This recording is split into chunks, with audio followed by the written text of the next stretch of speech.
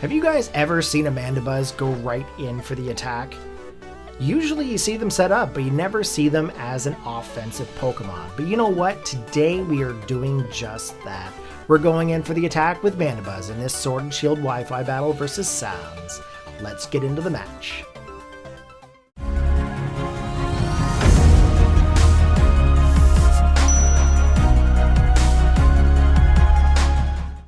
Let us begin our next battle here versus Sounds, found on 2022-2021 battle code.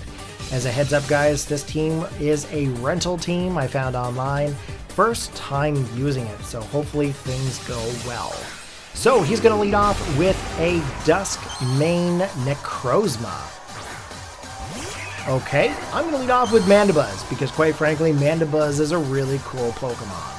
So Mandibuzz, of course, has the ability to use Foul Play here, and with the bulk, we're going to be able to survive that Stone Edge like a champ, even though it was super effective.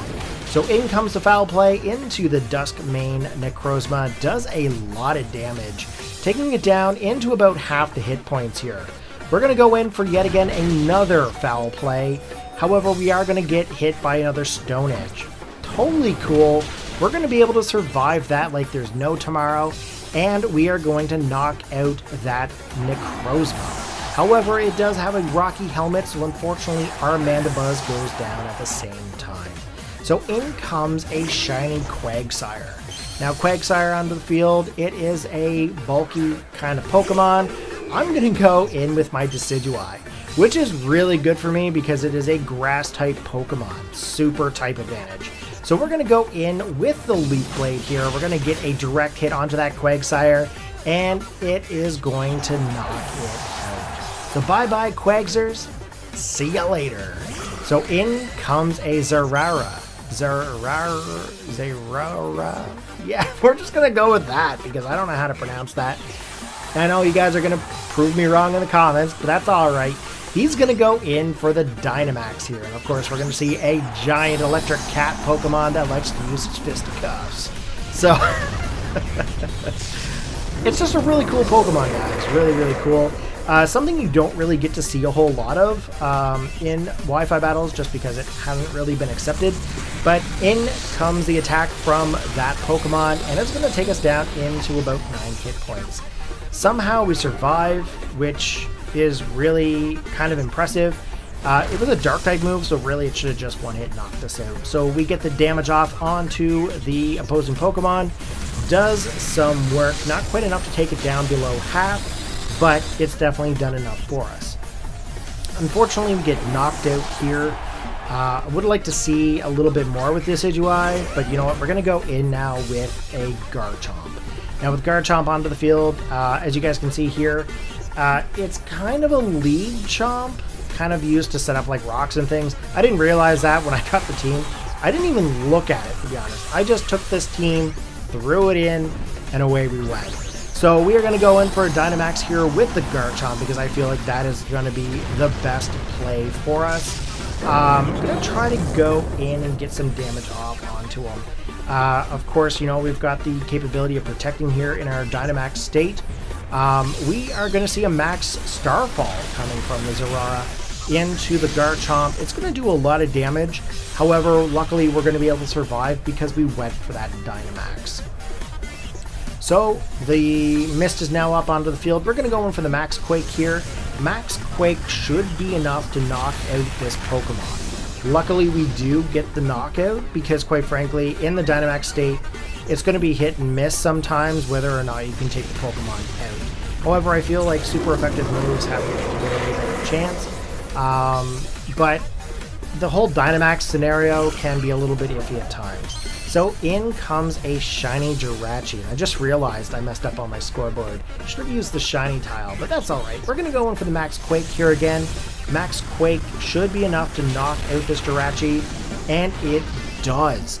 Now, mind you, if that Jirachi was actually trained for max HP or max defense, I don't think one Max Quake would have knocked him out, even though it would have been super effective. In comes a Vileplume. Now, Vileplume, I would normally use myself in some pretty random situations. Don't really see a lot of people using Vileplume, but Again, I haven't battled a lot in Sword and Shield lately, so I don't really know what everybody likes to use. We go for the Rockfall, of course. We want to set up that Sandstorm just in case we have the Sand Veil.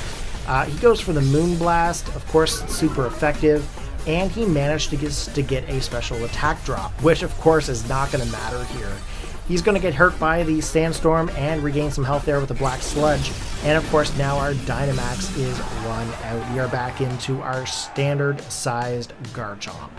So now we've got the capability of doing some Endure or Stealth Rocks. I decided not to do that. We're not going to make things messy. We're just going to go right in for the KO.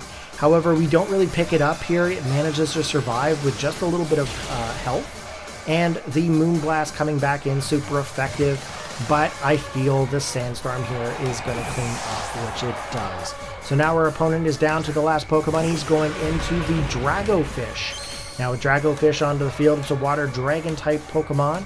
And sometimes it's using a Choice Scarf.